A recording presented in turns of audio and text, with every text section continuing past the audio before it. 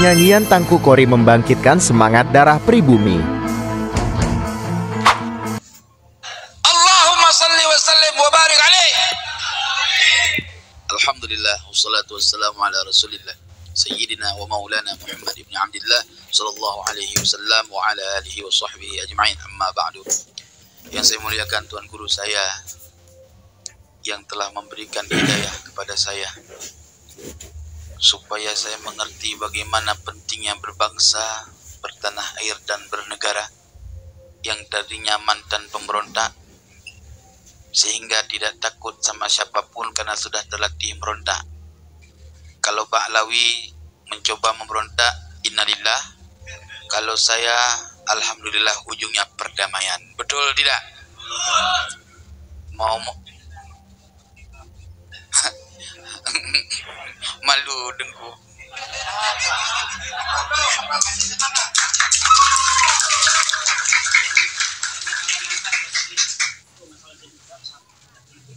Betul. Jadi pada waktu COP 2003 masa Ibu Megawati,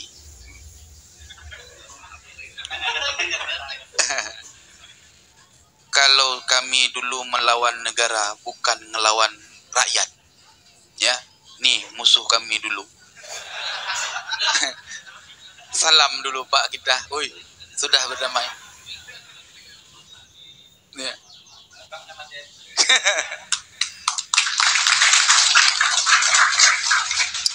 Jadi waktu di COP Payabakung, kalau bahasa Aceh dulu, itu rapatnya tentara itu sangat rapat, merangkak.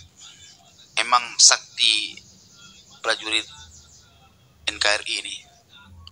Jadi saya bersembunyi di bambu, di pohon bambu, sampai hilang rasa lapar dan haus. Keluar dari itu, bismillahirrahmanirrahim, saya melarikan diri.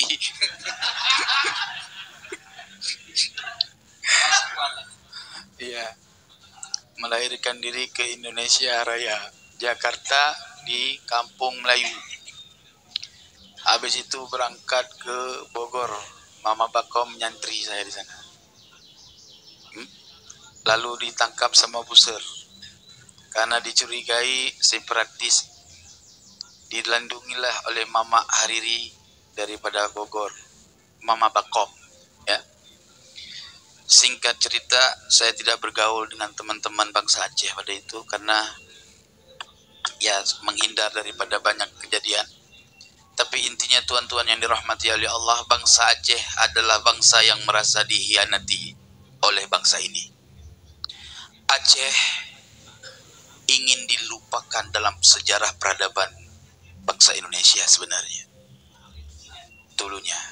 Ini ulas. Biar Ba'alawi itu, Ba'alawi Jahannam tahu.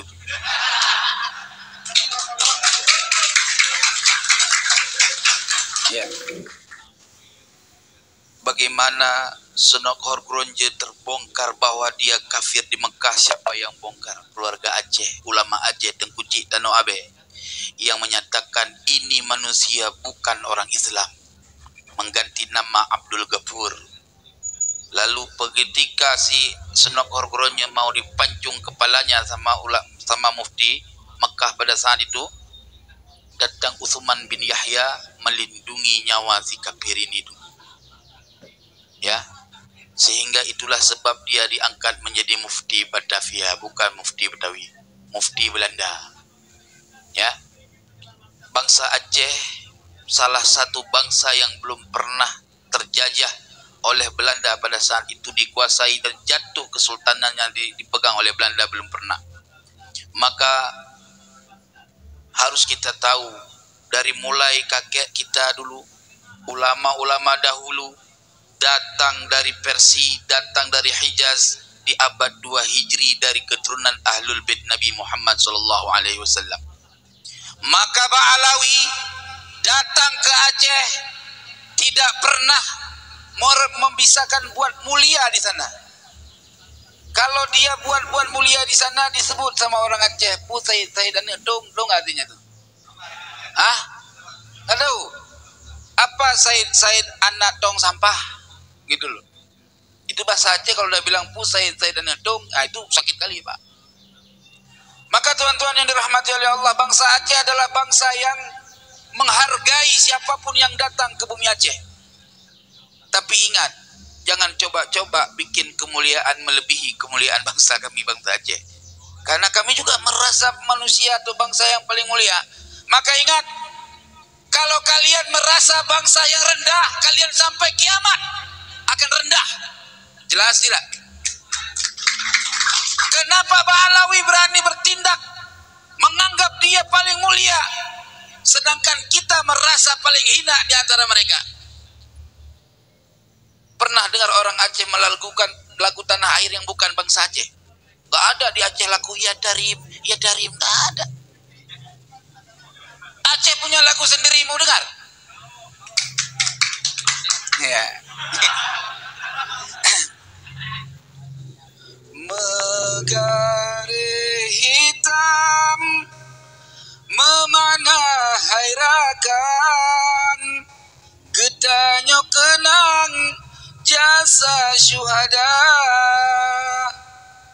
putih gare memaknakan suci, berkat perang Sabi syahidlah pahala,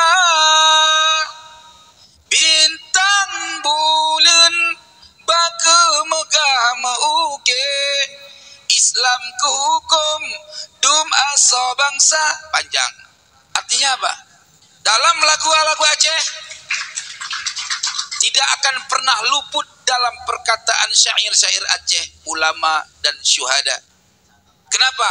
Karena kami selalu mengenang darah para syuhada, sehingga kami tidak takut mati untuk membela tanah air bumi pertiwi. Jelas tidak? Singkat cerita tuan-tuan yang dirahmati oleh Allah, ini abad ke-14. Wasiat dari Tuan Guru tidak boleh lebih dari 10 menit. Ya. Abad 14 dalam ilmu asraru hurufil hijaiyah fi kasfi yaumil qiyamah, yang dulu saya pernah sampaikan kepada guru-guru kami, dilarang untuk diekspos. Ini abad ke-14 masuk ke abad 15, betul? Artinya abad 14 abad di mana hidup perang berantem berkawan lagi, ribut berkawan lagi, cerai satu rujuk lagi. Itu abadnya. Putus nyambung lagi, putus nyambung lagi. Jelas tidak? Tetapi masuk dari abad ke-14 yaumad dhad, huruf dhad. Apa makna huruf dhad? Yaumad dhalalah. Maka nasab-nasab palsu hari ini rungkat, teman-teman yang dirahmati oleh Allah. Kenapa rungkat? Nabi bilang dari dulu, Nabi sudah wasiatkan akan datang zaman di mana zaman itu zaman fitnatus sarra. Tahu fitnah sarra? Fitnah orang ngagul-ngagul kemuliaan. Siapa mereka? Mereka orang yang mengaku-ngaku keturunanku, namun mereka bukan keturunanku. Jelas tidak? Kumaha ya teh? Tercepol sia, modar sia. Betul nggak? Lagi belajar bahasa Banten. Jadi tuan-tuan yang dirahmati oleh Allah, muncul ke zaman sesat apa? Buktikan sekarang viral yang kita nggak pernah tahu. Adanya Mi'raj selain Nabi. Pernah tahu? Pernah tahu nggak ada Mi'raj selain Nabi? Diajarin Mi'raj ada yang selain Nabi 70 kali dalam semalam. Nabi Muhammad SAW seumur hidup Mi'raj sekali. Betul tidak? Pulang dari Mi'raj ada hadiah dari Tuhan Rabbul Izzah. Apa? Salat. Nabi kita kekasih Allah. Betul? Ada orang yang jauh setelah wafat Nabi ngagul bahwa pernah Mi'raj satu malam 70 kali. Apa enggak stres? 70 kali. Apa yang dibawa dari Allah 70 kali mondar-mandir. Udah kayak apa namanya kalau mandir-mandir itu, Pak? Ini apa kalau yang main olahraga tarik-tarik gini apa namanya? Hah? Udah muter-muter kayak gasing, ya kan? Kalau Nabi Muhammad Mi'raj, Allah kasihkan kendaraan supaya makulat bagi manusia. Sebagaimana sekarang kita terbang dari Aceh menuju Jakarta 2 jam. Betul? Iya, kenapa pakai burak, yaitu pesawat. Ini Tiamul pakai mukadam, nggak pakai apa-apa. Langsung kan hebat kali dia sama Nabi Muhammad. Itu pakai otak. Kita pikir ini ada kiai masih bela-bela Ba'alawi palsu jahanam. Diajak diskusi pakai data, bawa-bawa ulama Nusantara. Aduh Kiai Imad sama Syekh Hasyim Asy'ari. Mana lebih hebat Kiai Imad sama Syekh Hasyim Asy'ari? Ketika saya bilang hebat Kiai Imad, marah. Oi, penghinaan itu. Ya kan disuruh milih, Pan. Iya kan bingung kita. Bukan berarti kita mengatakan hebat Kiai Imad merendahkan Abuya Syekh Hasyim Asy'ari, Tuan. Karena setiap ulama yang paling utama adalah ulama yang masih hidup masanya. Karena hubungan kita hari ini bukan dengan orang yang sudah wafat, betul tidak? Orang tarekat sah mengirsyad kepada imam mursyid harus kepada imam mursyid yang masih hidup, betul? Kalau imam mursyid yang sudah wafat, itu kita tutup, tidak bisa ngambil irsyad kecuali dia sudah memberikan wasiat irsyad. Jelas tidak? Itu tuan-tuan yang rahmati oleh Allah. Aduh, kalau udah ngomong sebetulnya kelima susah. Kalau ada Buya, ampun, kita angkat tangan.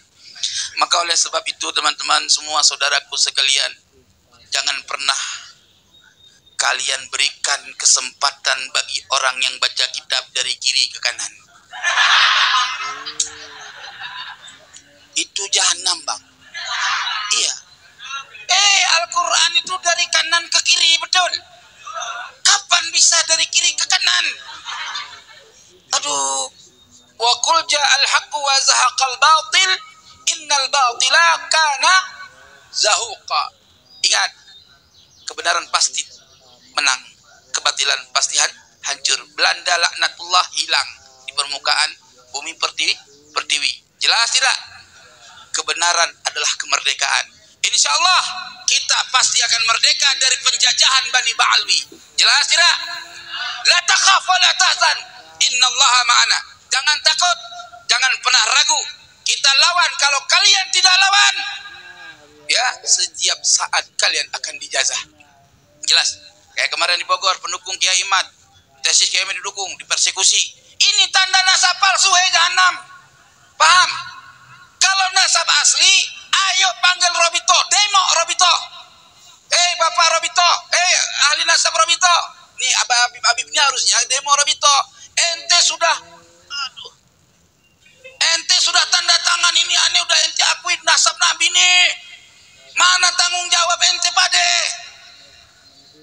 Ini tanda tangan gua cucu Nabi. Ini udah dirungkan sama Kiai Imad nih, gimana tanggung jawabnya?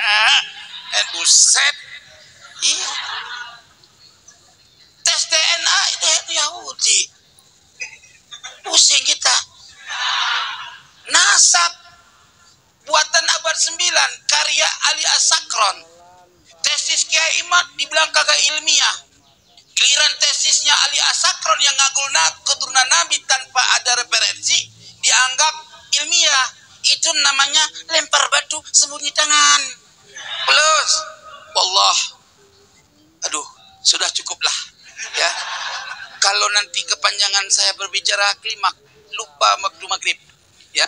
Insya Allah nanti bisa jumpa lagi kita. Mohon maaf lahir dan batin, wahai Tuan Guru. Mohon ridhonya kalau terlalu offset saya tidak bercakap. Wallahul muwaffiq ila aqwamit thariq.